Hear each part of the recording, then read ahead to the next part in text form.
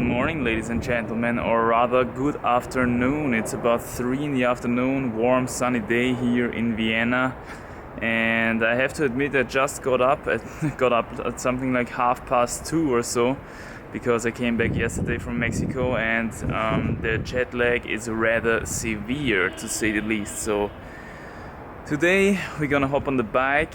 Can't wait to ride this baby again. And we're gonna hit the climbing gym and check our fitness.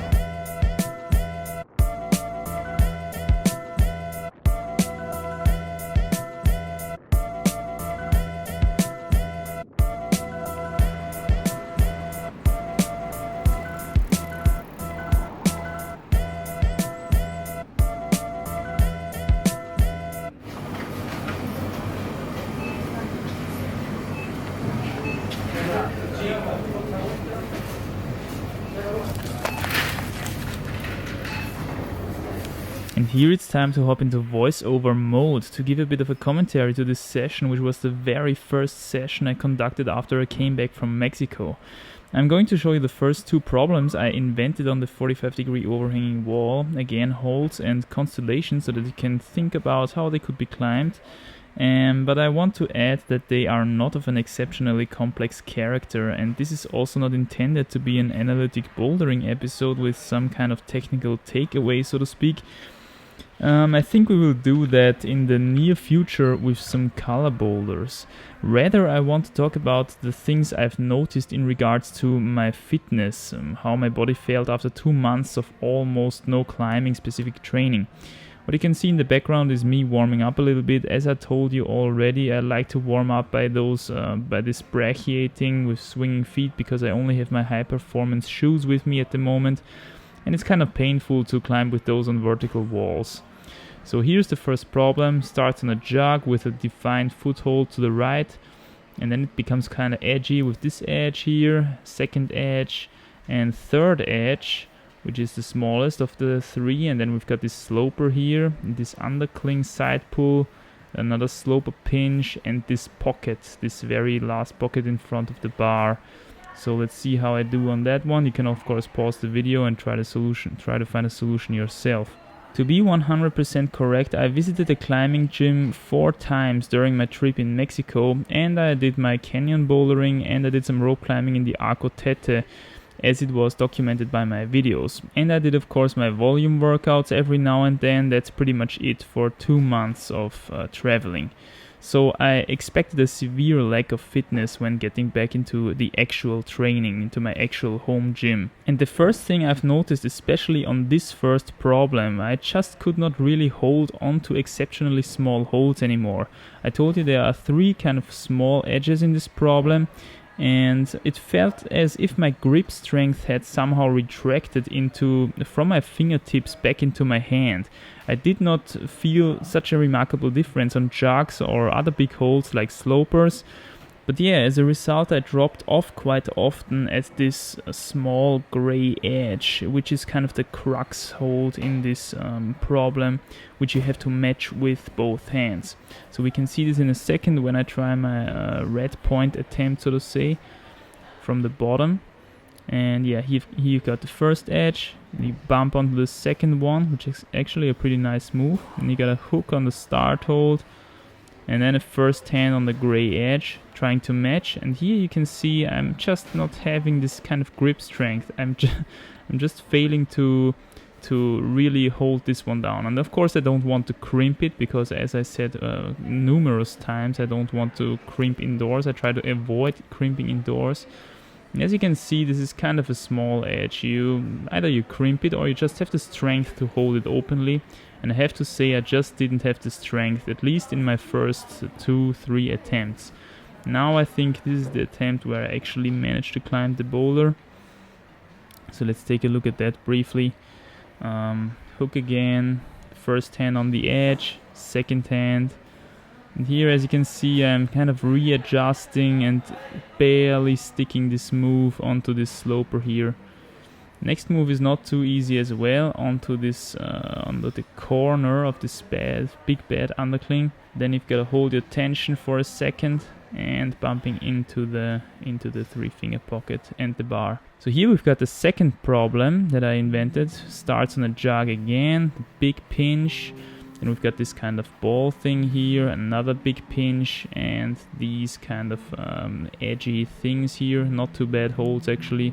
Kind of a sloper pinch again, and big sloper on the volume and then the bar. So again, pause the video if you want to try to find a solution.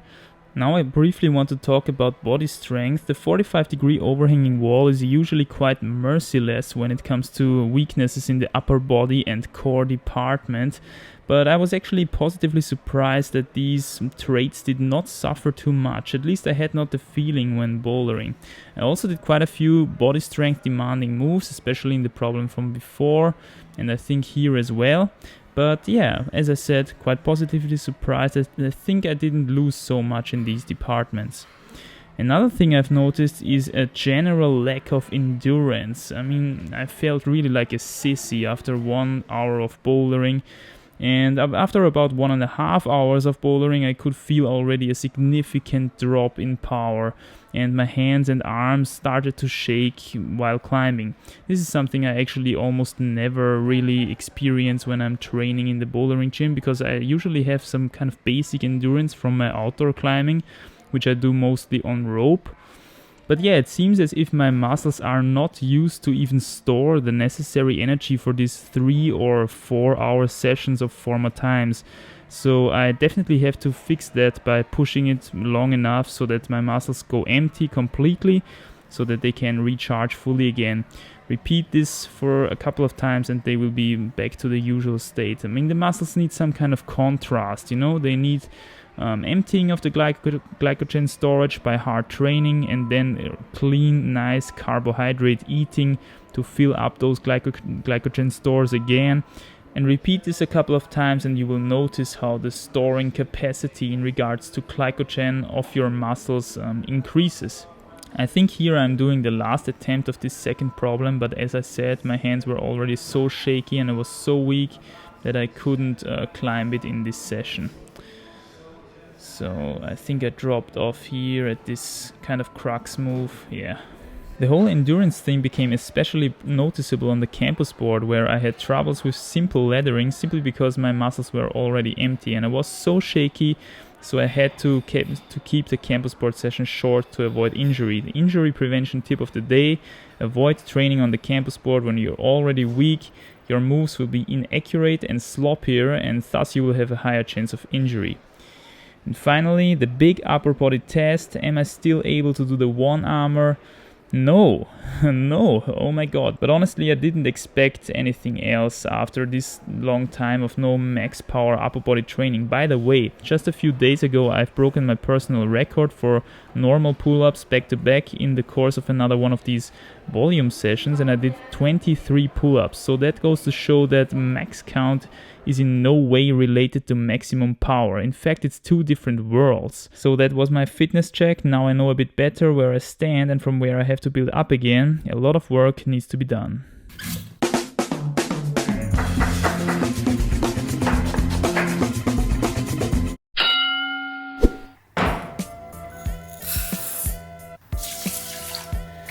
Alright, so today's dinner is going to be ridiculously simple. It's going to be so quickly cooked that I'm not even sure if I have enough time to explain everything.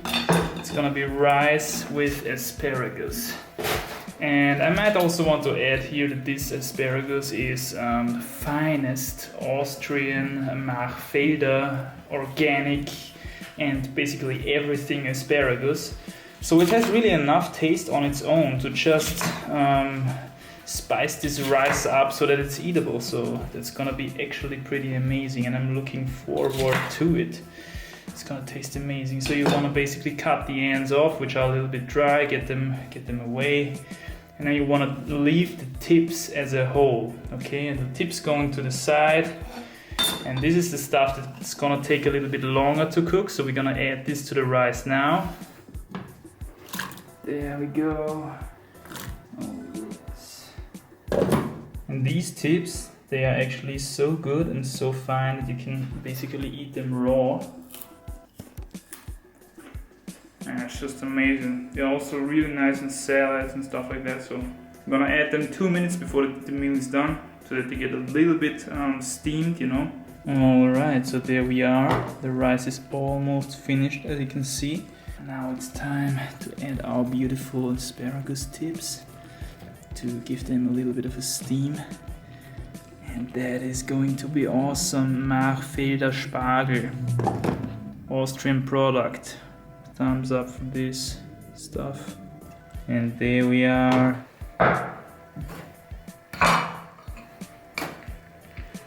So what you want to do is, you want to take a little bit of rice, just like that, from the bottom of this pot.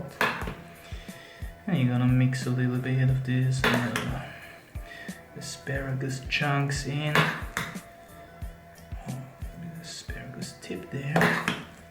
Oh man. Saliva is going crazy already. I want to dig into this stuff. Oh my god. Top it off with some of these beautiful asparagus tips. Oh yes, baby, there we go. Alright, so I see a future. Ridiculously hard training, ridiculously clean eating. Totally psyched, especially after the performance of today, you know. You're so weak, but you kind of have the remembering, you know how to train with you to get strong again quickly, you know.